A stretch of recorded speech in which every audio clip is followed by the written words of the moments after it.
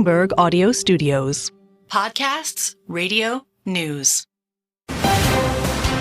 You're listening to the Bloomberg Balance of Power podcast. Catch us live weekdays at noon Eastern on Apple CarPlay and Android Auto with the Bloomberg Business app. Listen on demand wherever you get your podcasts or watch us live on YouTube.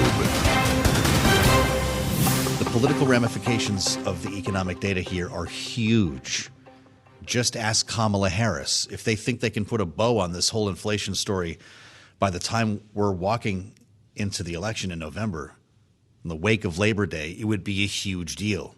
Another huge deal for Kamala Harris today is the big endorsement we've all been waiting for.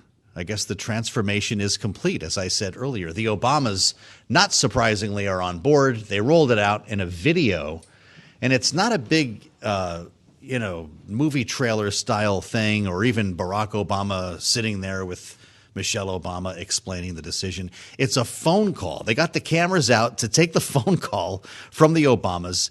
Here's what it looks like. Kamala. Hello. Hi. Hey there. Oh, hi. You're both together. Oh, it's good to hear you both. I can't have this phone call without saying to my girl Kamala, I am proud of you. This is going to be historic. We called to say Michelle and I couldn't be prouder to endorse you and to do everything we can to get you through this election and into the Oval Office. Oh, my goodness. Michelle, Barack, this means so much to me. Felt like I was watching reality TV. Is that how we roll out endorsements now? I guess it's creative. I'll ask some folks smarter than me over the course of the next 2 hours about this. But to get a sense of the landscape here and what this change in direction in the campaign means for not only the mushy middle, as some call them, but the double haters who emerge in the most recent Siena College New York Times poll, as well as former Nikki Haley supporters. And a great opportunity to bring you a conversation from a unique perspective of Charlie Dent, the former Republican congressman from Pennsylvania's 15th district, wrote an op-ed just after the debate calling on Joe Biden to drop out of this race. Congressman, it's great to see you. Thanks for joining us at the table today. Delighted to be here. It's a compelling read, especially after the fact now. When you go back and read the op-ed that you wrote for MS, first you write, I feel dumber after listening to that debate. And I think we all can agree with that and understand. Democrats, you wrote, this is the end of your column. Democrats will say it's too hard and too late to replace Biden. Nonsense, you said. The Democratic National Convention is in August. They can do it. But do they have the guts? So is the Democratic Party the party of guts now? Well, I have to give them a lot of credit for doing what they needed to do. That took a lot of discipline. It did take guts. And I commend them. They had a real problem on their hands, and they dealt with it. Now, we could argue whether or not they should have had a more open process than they did, but they felt they didn't have the time. Next person up was Kamala Harris. They got her in. They've got everybody on board, and game on. So I have to give them a lot of credit for doing that. I don't know the Republicans could have done that. I think Republicans would be smart to replace their candidate too, given his unpopularity. Yes. But that's not going to happen. He and Joe Biden shared that unpopularity. So to what extent is this an instant game changer? Well, it is a big game changer simply because of the fact that, the Republicans were effectively able to make the argument that Joe Biden was unfit for office, that he had diminished capacity, and that wasn't going to go away. Well, that issue is now off the table, and the Democrats will probably be able to flip the script and say, well, the fitness question now is your guy, given all the erratic and dangerous things that he has said. And, oh, by the way, he's old too. So I think they're going to be able to effectively make that case. Of course, Republicans are going to counter that Kamala Harris is too liberal, far too progressive, and outside the mainstream.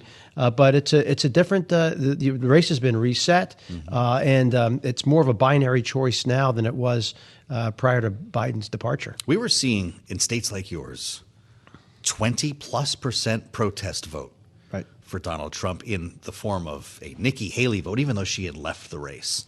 Still a lot of these Nikki Haley style Republicans wondering what to do. And I'm not sure they saw the answer last Thursday night when Hulk Hogan was ripping his shirt off in Milwaukee, or when Donald Trump was setting the record for the all-time stem winder convention speech.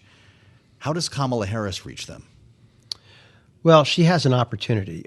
These Haley voters are still up for grabs. I know the Republicans thought that their convention really was a unifying event. Yeah. Well, they were unified inside the room.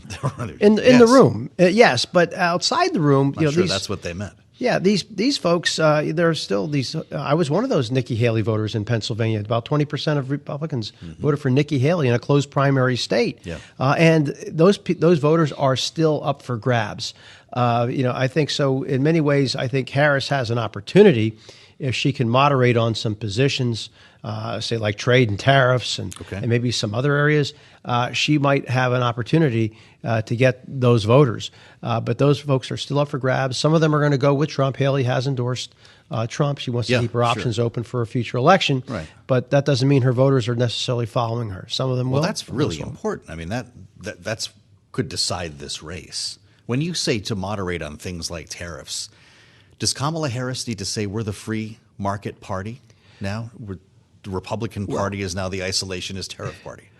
Well, I think if, as you know, I'm part of a group, our Republican Legacy, and we're trying to get the Republican Party back to some core principles. Does that the Constitution? include tariffs? No, it does not include tariffs. So, but free markets, and we would object to these types of high punitive tariffs that we think protect the privileged few at the expense of the many. So we would, we're for the rule of law. We are for the Constitution. We are for free markets, for fiscal discipline and peace through strength and embracing allies. So she has an opportunity to engage in constructive international foreign policy that embraces allies. I mean, she has an opportunity with those Haley voters there. She has an opportunity with them certainly on tariffs, where we reject this idea of raising taxes on everything that comes into the United States. And of course, we the consumers pay. And as we saw with the Trump tariffs on much of the product coming in from China, we ended up paying more in subsidies to farmers than we took in tariff revenue from China. And so here's an opportunity for Kamala Harris to get some of these voters. The Democrats, I don't know if they're going to become a pure free market party, but there's the opportunity now, given where the Republican Party is under the MAGA. An opportunity to at least draw a contrast. This group that you mentioned, our Republican Legacy, is this a political action committee or a lobbying group? Are you getting involved, for instance, in the argument over the Trump tax cuts? We're not a PAC. We're not a super PAC. We're a 501c4 organization. We're not involved in advocating for or against any particular candidate for office. What we are a lot of dispirited Republicans who want to stay part of the Republican Party, but simply want this party to go into a different direction. We want an alternative argument to MAGA's argument. We believe we're looking beyond 2024. That regardless of what happens in this election, we want this party to become focused on principles. We've been around, the principles that we talk about: the Constitution, rule of law, the Union.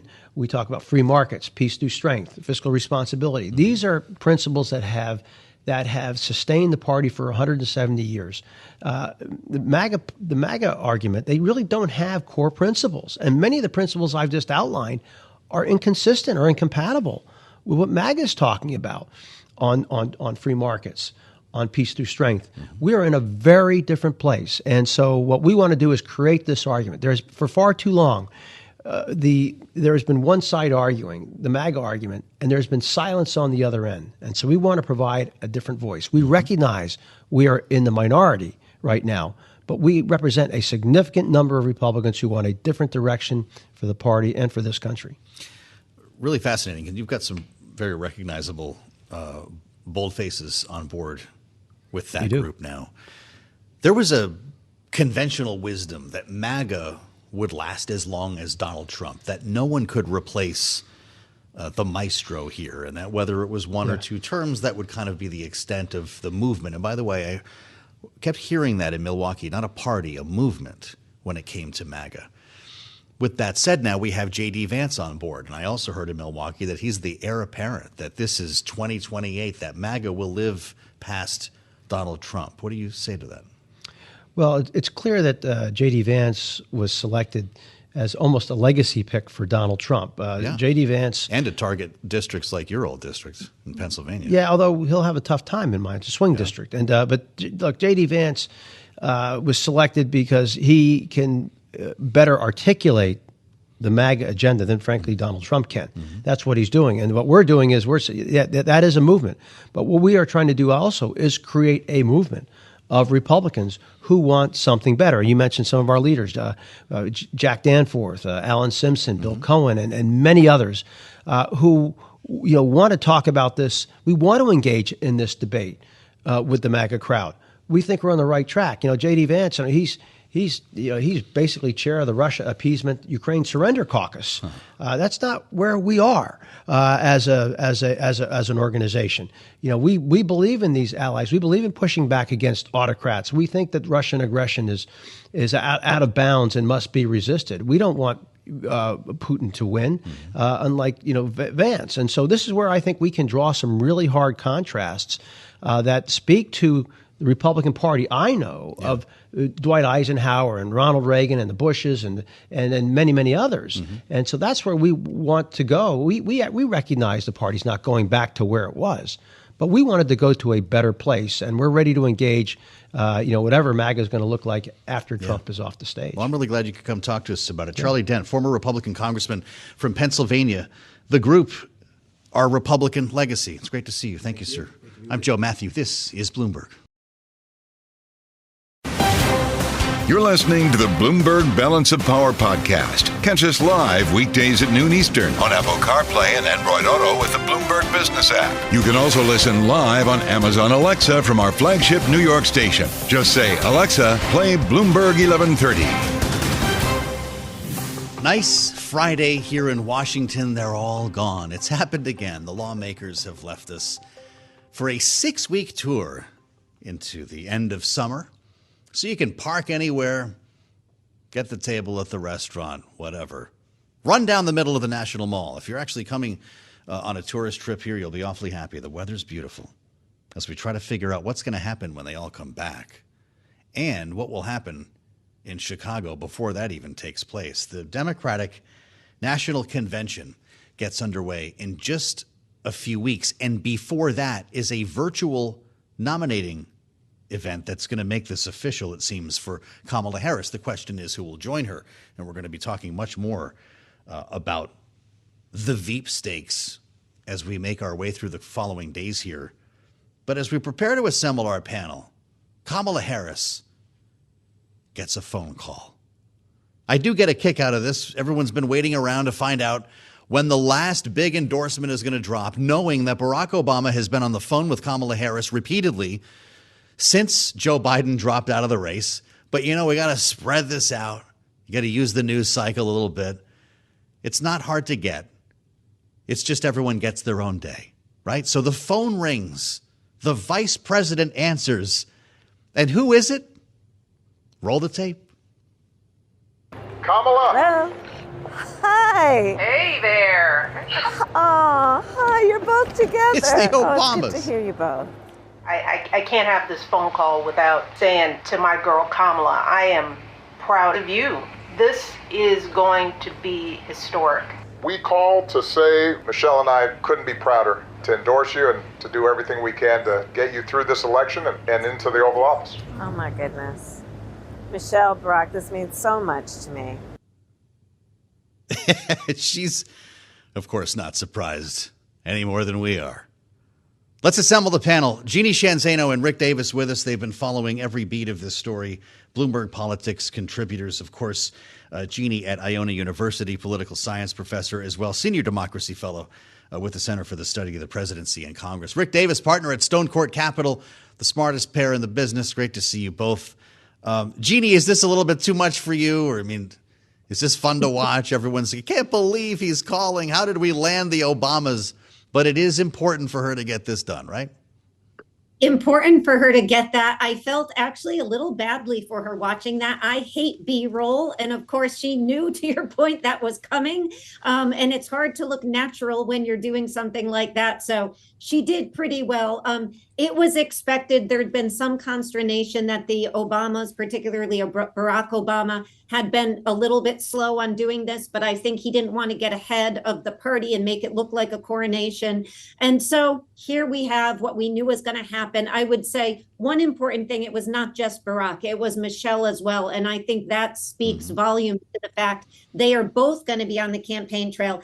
And can I tell you, when I had my long sit over in the airport when we were trying to leave Milwaukee, the one name I heard from Republicans who were there with me that they were concerned about running against Donald Trump, Michelle Obama. Of course, she is not running, but that fact she's going to be on the campaign trail, it's not scientific, but there you have it.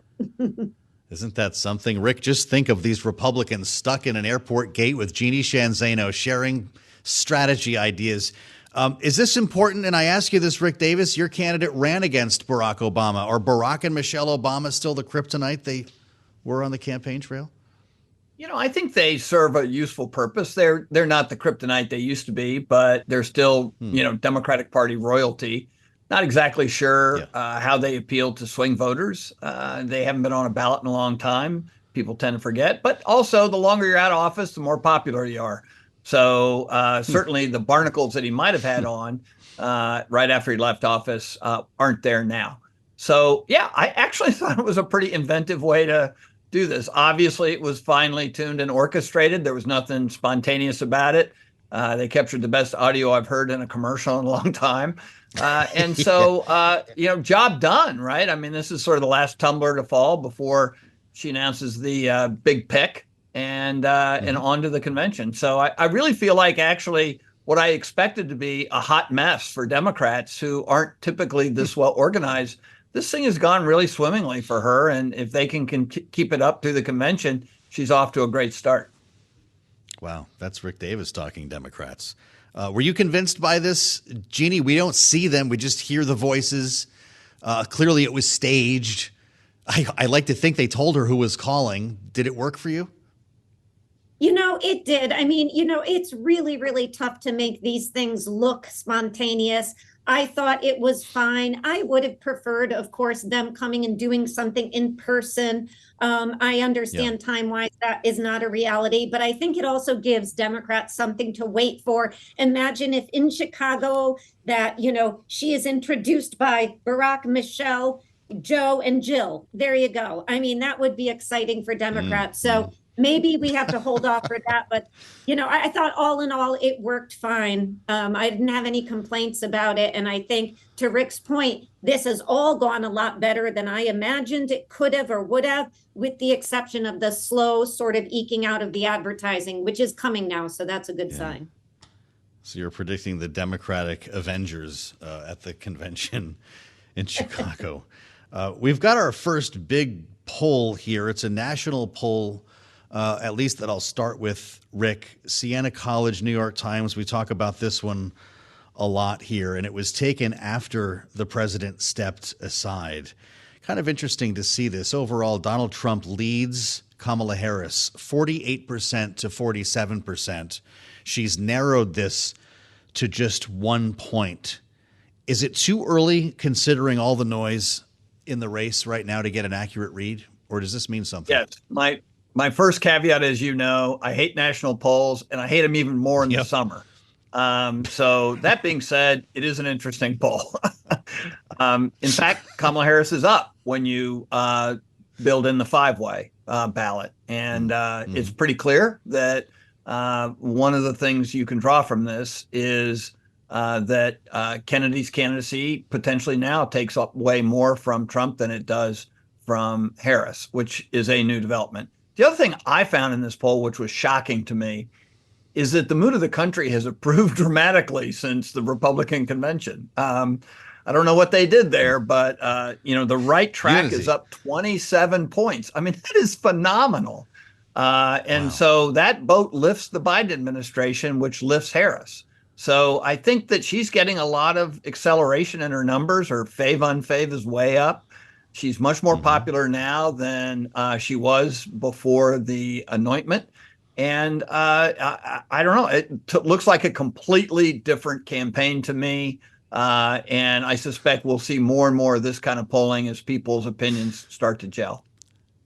Producer James referring to the Usinger bump. If you're from Milwaukee, you know what that means. But Jeanne, I'll tell you what, we heard a lot from Republicans, to Rick's point, in Milwaukee about unity.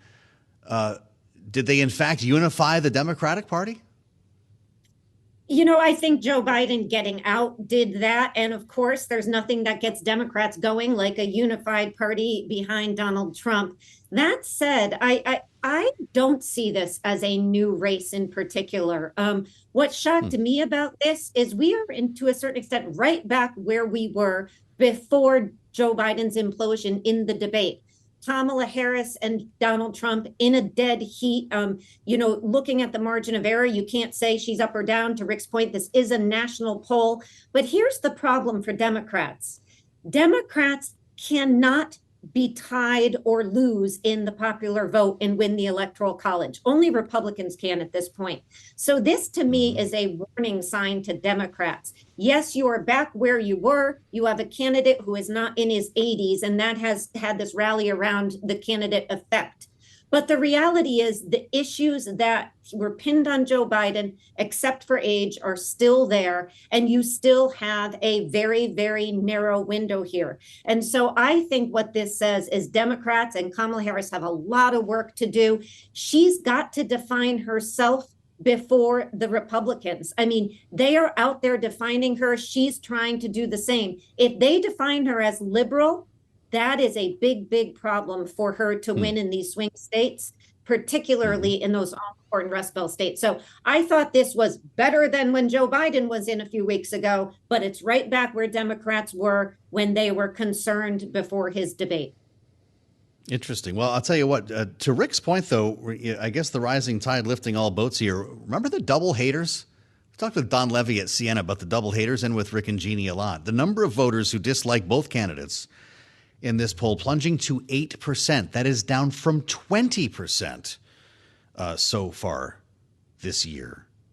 But Donald Trump's pollster, Tony Fabrizio, Rick, predicting in a memo here that before long the Harris honeymoon will end and voters will refocus on her role as Joe Biden's partner and co-pilot. Would you be banking on that if you were running the Trump campaign? Let this last a couple of weeks, maybe through the convention, then we get real? I think this is solely up to the Trump campaign. If Tony wants to make good on this, they're going to have to pour about $100 million of their cash stash into TV ads saying exactly that. Jeannie's right. One of the things that comes out in this poll, and I think we'll see in others, is that even though Harris has good unfave, actually, in some surveys I'm seeing now with Republicans, with Republican pollsters, she's actually more positive than negative, which I never thought I'd live to see that. The reality is, though, she's not well defined. And so Republicans can spend the money to define her. But I'd remind everybody that Democrats have been spending 6 times more on TV up to this point in time in this election than Republicans have. So they got to get in this. But I disagree with Jeannie. I think this is a completely different set of terms. Donald Trump is now leading with some senior voters that he was losing by 5 or 6 to Biden. Kamala Harris is now up with young people in a way that was never seen under the Biden presidency. And there has been an alignment of vote where the Democratic base, young people, Hispanics, blacks, are coming back to the Democratic Party that had fled it before the debate meltdown, and this campaign is getting readjusted. Arguably better for Trump in the Midwest states like Michigan and Pennsylvania and Wisconsin, but better for Harris in the Sun Belt. I mean, that is a different race than what we had going into the debate. As we turn our attention to the Sun Belt, just 1 minute left here, Jeannie. How long will the Harris honeymoon last, if that's what this is?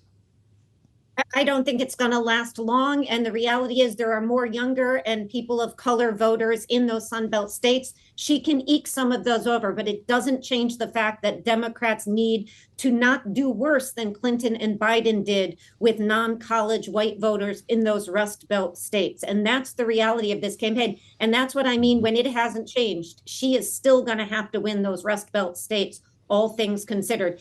Assuming she doesn't pick up a Sun Belt state, and it doesn't look at this point like that's in the offing. Right.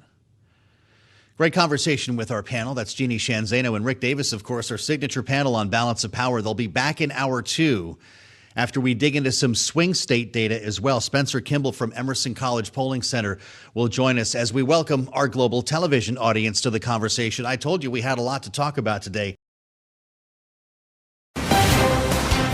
You're listening to the Bloomberg Balance of Power podcast. Catch us live weekdays at noon Eastern on Apple CarPlay and Android Auto with the Bloomberg Business app. Listen on demand wherever you get your podcasts or watch us live on YouTube. What world will we be in? What will that feel like if there is an interest rate cut in September, right around the same time Kamala Harris and Donald Trump are set reportedly to debate, and people start really making up their minds on how they're going to vote in November? It couldn't be more important to us here on Balance of Power. As we stick with the beat, of course, on politics and add the voice of an expert, Spencer Kimball, who runs the polling center at Emerson College, is with us. And it's great to have you back, Spencer. Welcome back to Balance of Power. I want to get into some new polling. This is really important because Emerson was one of the first to emerge, if not the first, with swing state data in the wake of Joe Biden stepping down and dropping out of this race. And we do have head-to-head numbers on Trump versus Harris. Important to note here, as I read from Emerson College, that Vice President Kamala Harris is trailing Donald Trump in 4 states and tied in another. That would be Wisconsin. But I want to start at a higher level with you, Spencer, before we dig into the granular here. The Trump campaign has been trying to telegraph this as essentially a blip on the radar. It's the same race, the same candidate, just with a different name. In fact, we keep hearing about the Biden-Harris administration when Donald Trump speaks and Republicans kick out messages this week. How about you as a pollster? Is this a game changer? Are we throwing up the pieces in the air? Or is this just a slight aberration on the way to November? Well, Joe, I think it was a game changer in the sense that after the first debate with President Biden, the Democrats were slowly drifting away from his or supporting his candidacy. And with Harris now, the presumption nominee, she kind of bounced back. She got that younger vote coming back to her. She's got some of that minority vote. So I'm not sure if it's enough to put her over the top, but it's definitely brought it back to a competitive race. So let's take a look here. If you're with us on Bloomberg TV or on YouTube, you can see the data as we follow along with Emerson College here. Arizona, you've got 44 for Kamala Harris, 49 for Trump. He's leading as well in Georgia, 48-46. He's leading in Michigan, 46-45. Pennsylvania, 48-46. And we're tied in Wisconsin. You could argue that these are the 5 states that will determine the race. Our swing state poll, in fact, includes 7. But Spencer, that tie in Wisconsin should tell us a lot. And how do these compare to where we were with Joe Biden?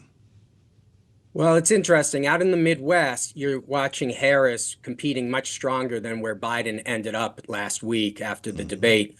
But where she struggles is out in Arizona. And Arizona is different than these other states. When we ask them their most important issue, for in Arizona, it's immigration, 30%. All of these other states that you mentioned, 40% was economy, was their top issue. And Arizona is different, and that's why potentially you're seeing a different result there at a 5-point lead, while all of the other polls are within 1 or 2 points. Not a surprise then to see GOP ads, and there have been several already made targeting Kamala Harris, all focus on her record on immigration and border policy. Is that going to be the Achilles heel for the Kamala Harris campaign, knowing that she was assigned to the border by Joe Biden? Well, certainly former President Trump will try to connect her to that issue. We'll see, obviously, out west how much that's going to play. We're going to take a look at New Mexico and Nevada, where that might be a big issue for those voters on the border. But then we got to look at the Midwest and see how they're playing with immigration. That's really a secondary issue. It's about 10% as the most important issue in those states. And as I mentioned, the economy, that's up at 40%. So while there might be some benefit on, some movement on the immigration, I think in those other states, it's going to be about the economy. You talked to Democrats about who delegates should support here. and pretty remarkable considering where we were, Spencer, even a week ago, talking about various governors, whether it was Cooper or Beshear, Shapiro, Whitmer. The Democrat bench was full, we heard. And within, my goodness, 24 hours of Joe Biden announcing his decision when he kicked out that letter, Kamala Harris had the delegates to close the deal. What did you learn from talking with Democrats in this poll?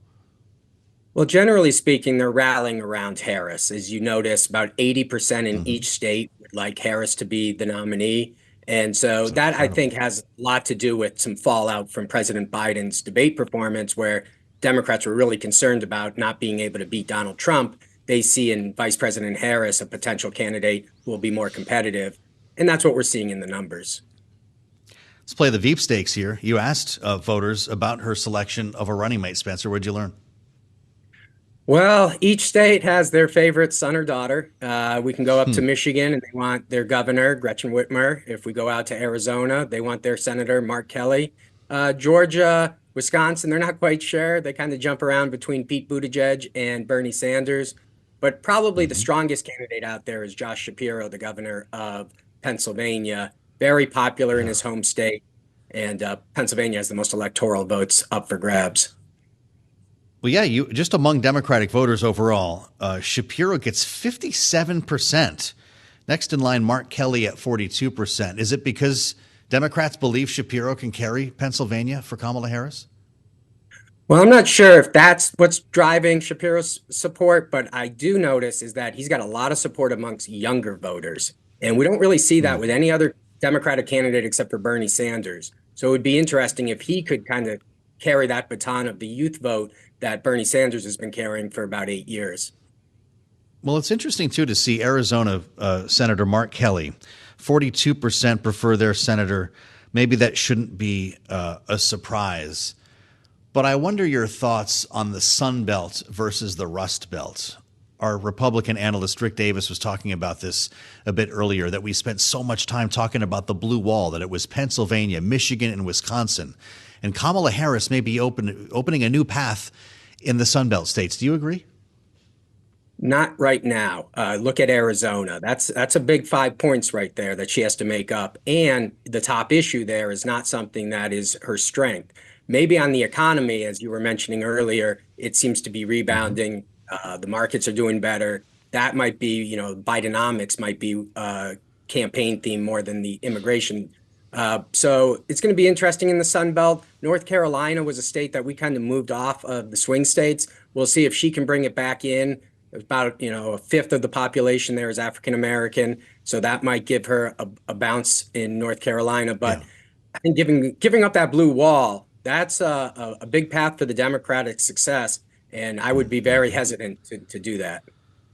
So it sounds a lot like Shapiro to me based on this conversation, but I know the rules change based on the campaign. You asked an important question, Spencer, and I don't mean to be reading into this. You can tell me if I'm going in the wrong direction here, but a majority of Democratic voters in each state you talk to think Kamala Harris should be nominated at the Democratic National Convention this August.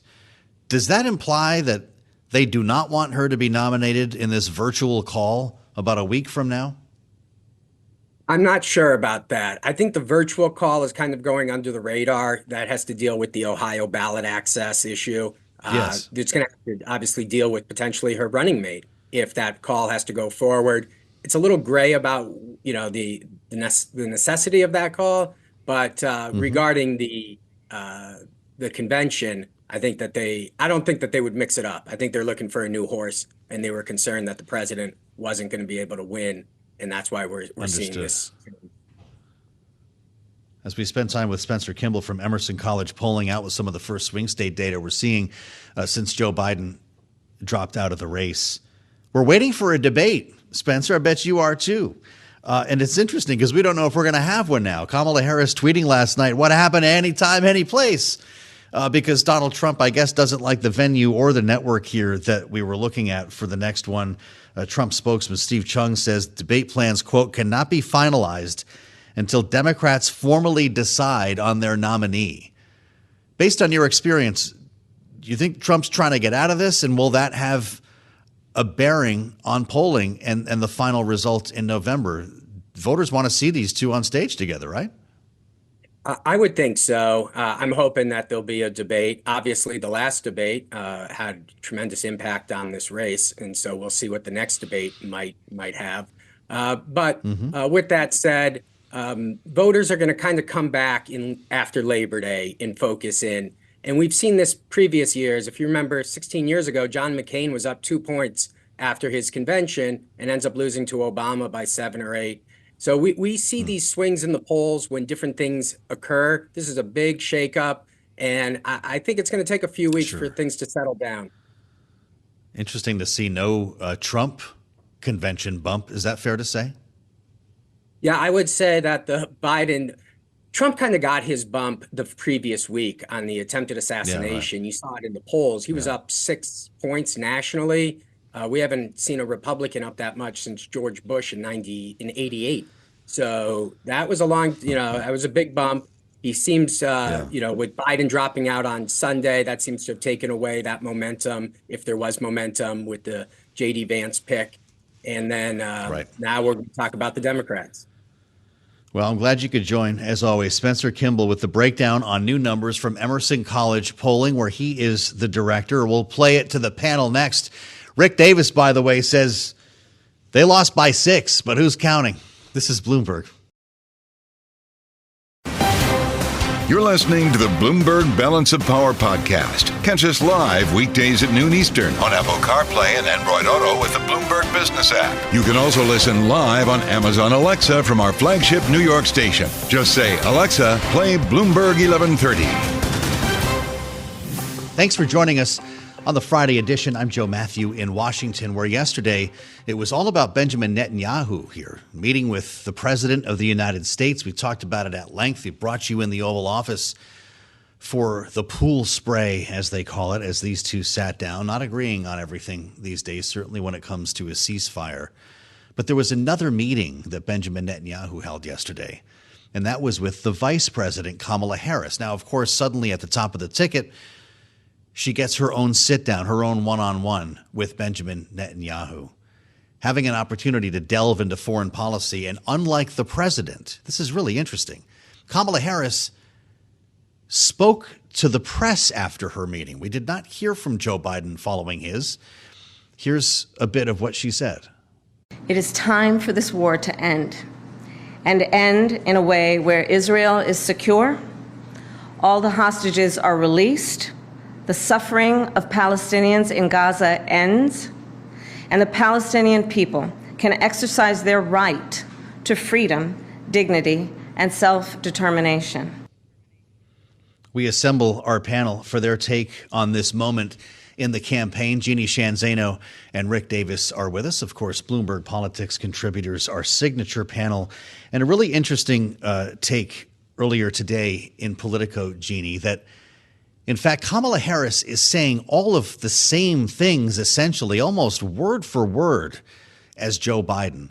But her words are being interpreted differently by Democrats here in Washington, many of whom have been critical of Joe Biden for the lack of a ceasefire deal, for the number of civilian casualties in Gaza.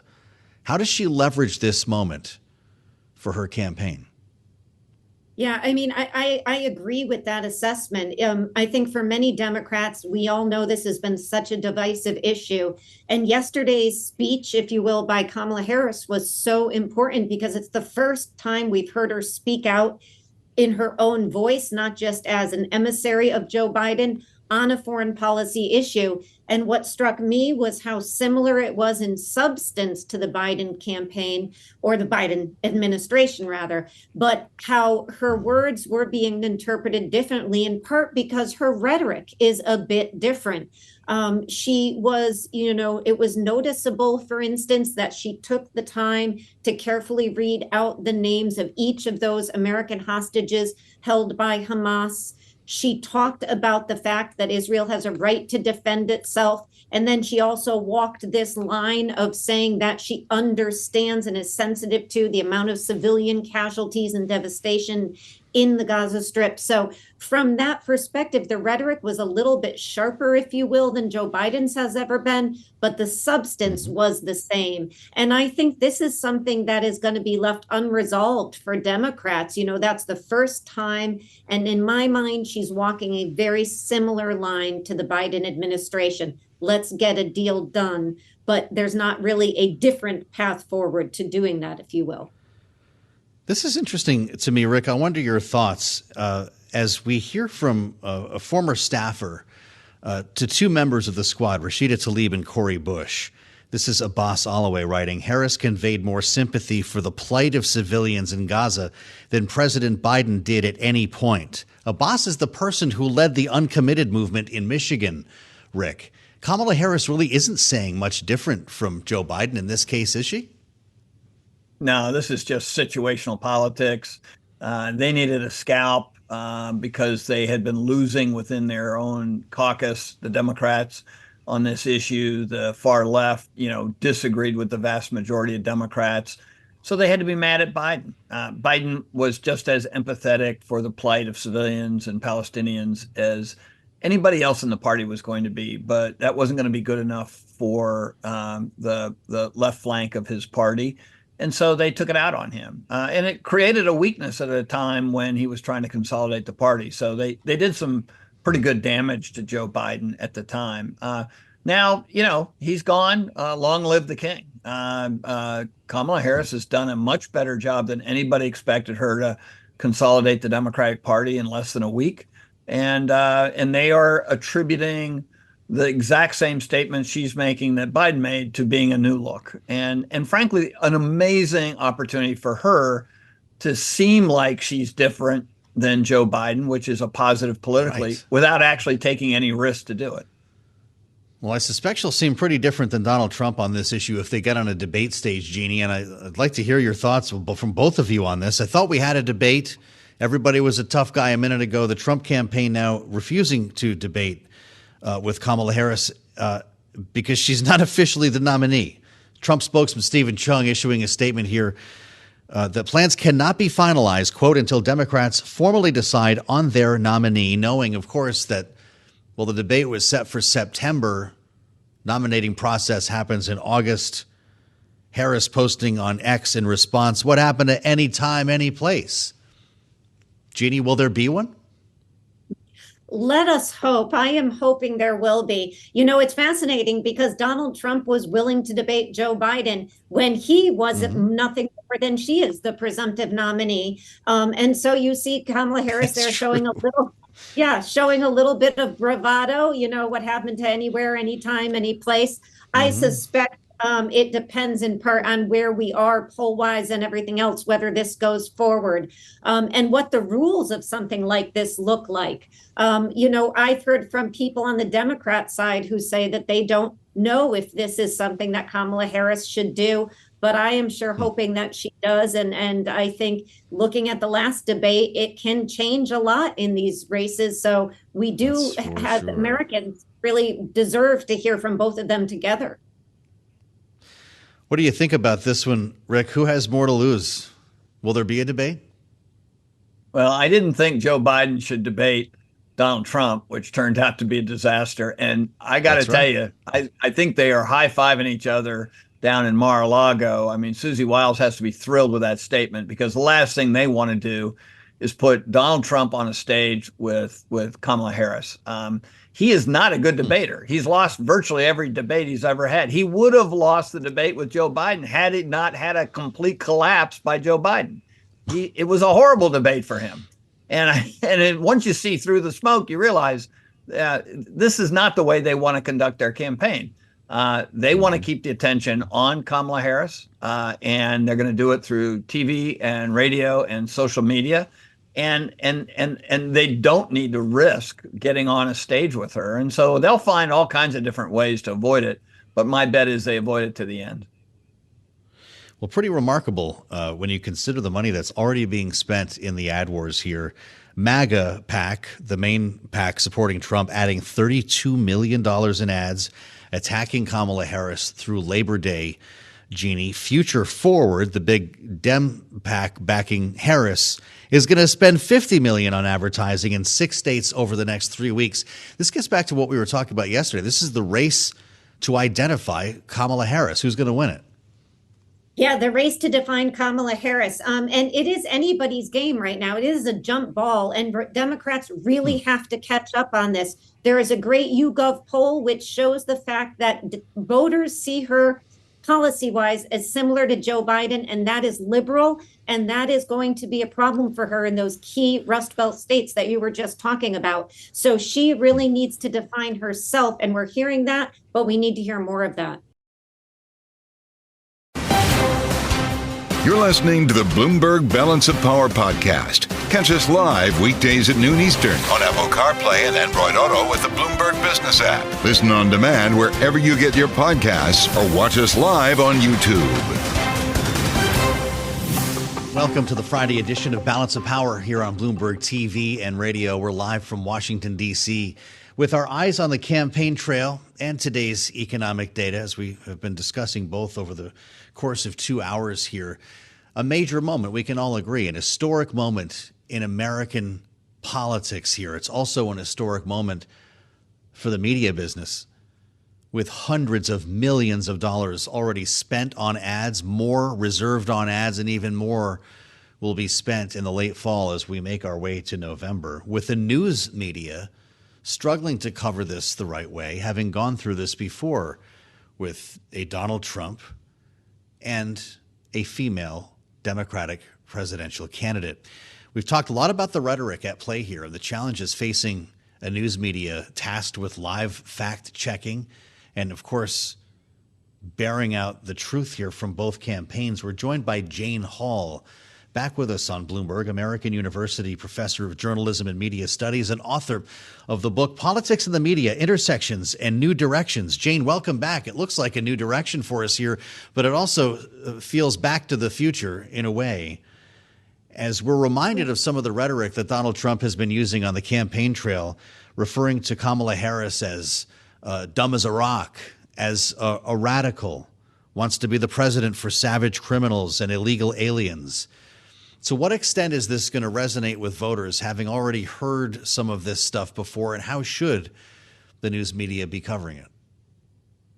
It is in some ways back to the future, but I think that this is a very different moment in the media and in our politics than when Hillary Clinton had to figure out whether to call out Donald Trump for literally circling her on the stage.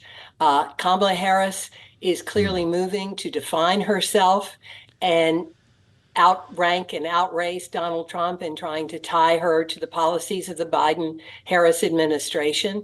And what's very interesting to me is that if they do debate, and she's calling for that split screen, she will be far more effective, of course, than Joe Biden was able to be. But she also, I will be very interested to see how she says that she's going to prosecute the case. You know, if the news media call him out and ask him, how do you feel being called a 78-year-old criminal? They're clearly going to ask her, how do you feel being called a DEI hire? You know, that was one of the things that happened in the debates. And I think what's going to be interesting to see is, are the media going to ask her and him about the terrible things that are already racist, sexist, misogynist? You know, I think the other thing is that they don't seem to really know how to deal with a woman candidate. They seem to have been caught flat-footed. He said, I'm not going to be nice. He's deliberately mispronouncing her name. And that all reads as kind of a redo of Barack Obama in many ways, saying that he was not a legitimate citizen. The birther thing that happened. I mean, I think that the fact that they're being warned not to be racist and sexist, and they may not be able to keep Trump from doing that, is in Kamala Harris's favor, ultimately. Remarkable. It seems the Speaker of the House knows what you're talking about. We heard about this, Mike Johnson and Representative Richard Hudson, who chairs the NRCC, tasked with getting Republicans elected, asking members to cool the rhetoric. They can't do this with Donald Trump, but they did ask rank and file members of the House, Republican members, to stop with the DEI hire. To your point, I think it was Glenn Grothman representative, Republican from Wisconsin, said that she was the likely nominee, quote, because of her ethnic background, unquote. This is part of the composite that you're talking about here. And it's one thing to cool it off in the House. It's a different thing for Donald Trump. You just said, he just said yesterday, I'm not going to stop being critical of Kamala Harris. So what are we in for? Well, I think we're in for a campaign that is going to be fought very, very strongly, as you all mentioned in the ads. The right-wing media are clearly going to try to tie her to what is a big issue for them, immigration. I mean, that's one where I think she's vulnerable because she was tasked with that.